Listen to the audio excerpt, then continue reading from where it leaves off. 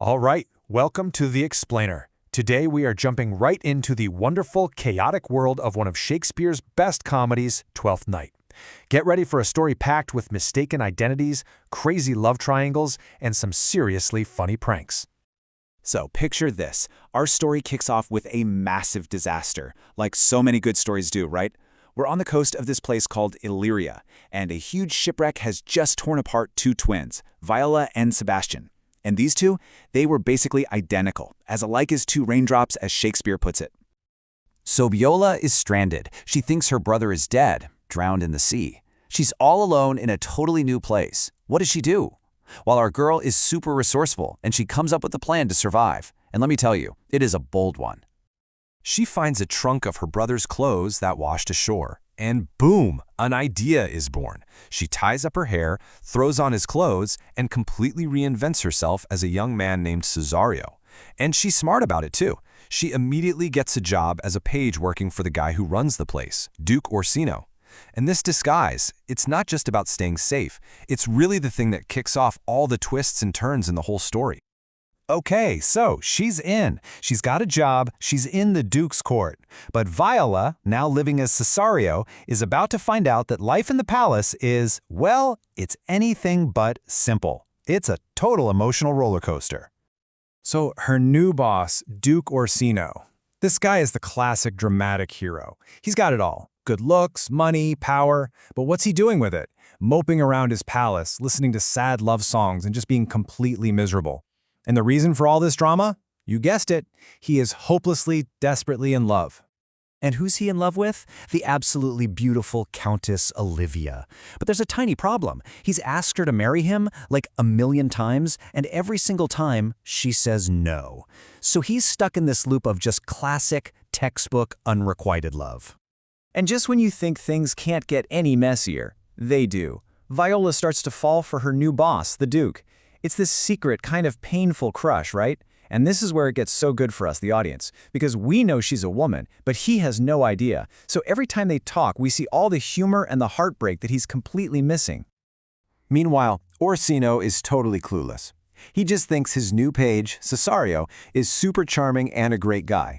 So he gives him what has to be the most awkward job in the history of jobs. Go to Olivia and plead my case. Convince her to marry me. The very guy Viola herself is now in love with. You can't make this stuff up. I mean, what's she gonna do? She agrees. She has to. And as she heads off to see Olivia, this is where our simple love story gets tangled up into this hilarious, complicated knot. Okay, so let's map this out. Corner number one of our love triangle, Duke Orsino. He's completely 100% obsessed with Countess Olivia. Then you have Olivia, and she is so not into him. She's tired of his drama, she finds it all totally annoying, and she just wishes he'd get the hint and leave her alone. But then, Cesario shows up, and the second Olivia sees this passionate, well-spoken, young man arguing on the Duke's behalf, everything changes. And just like that, bam, Olivia flips the script completely. She's still not interested in the Duke, but she is instantly head over heels for his messenger. Her heart's pounding, she can't think straight, and she comes up with a sneaky plan to make sure Cesario comes back.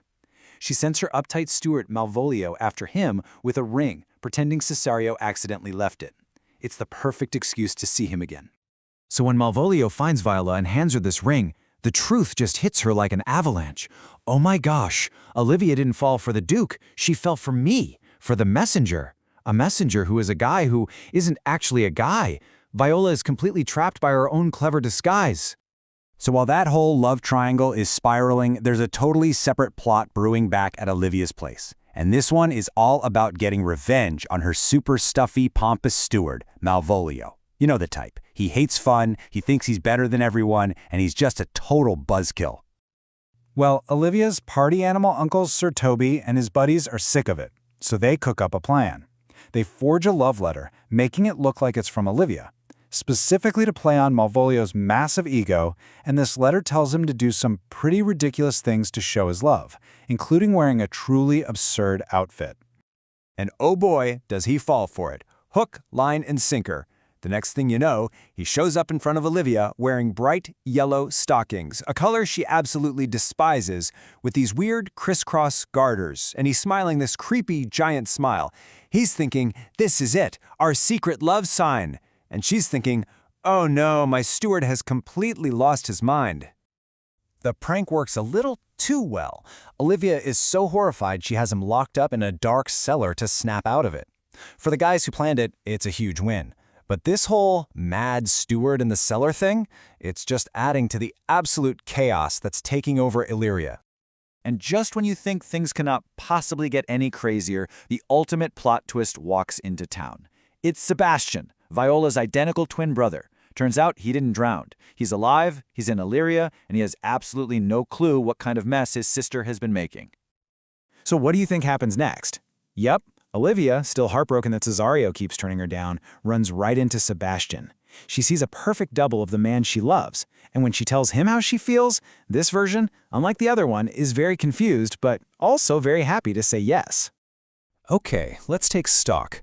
We've got two identical twins running around, a three-way love mess, a guy locked in a cellar wearing yellow tights, and just so much confusion.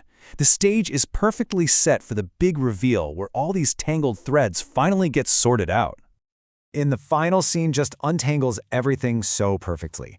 The second Viola and Sebastian are in the same room together, it all just clicks for everyone. Orsino finds out his favorite page is actually a woman who's in love with him, and suddenly he realizes he's in love with her. Olivia gets the man she wanted, or, his identical twin, which works out great. And Viola can finally drop the disguise and be with the Duke. So the story that started with a tragic shipwreck ends with total joy. Duke Orsino asks Viola to marry him, now that he knows who she really is. And Olivia gets to marry her Sebastian. We end with this huge, happy celebration and a double wedding. In the end, Twelfth Night leaves us with this really great question to think about. After all the disguises, all the mix-ups, it really makes you wonder, doesn't it? It shows us that what we see on the outside can be totally wrong, and that who a person is on the inside, what's in their heart, well, that's what really matters in the end.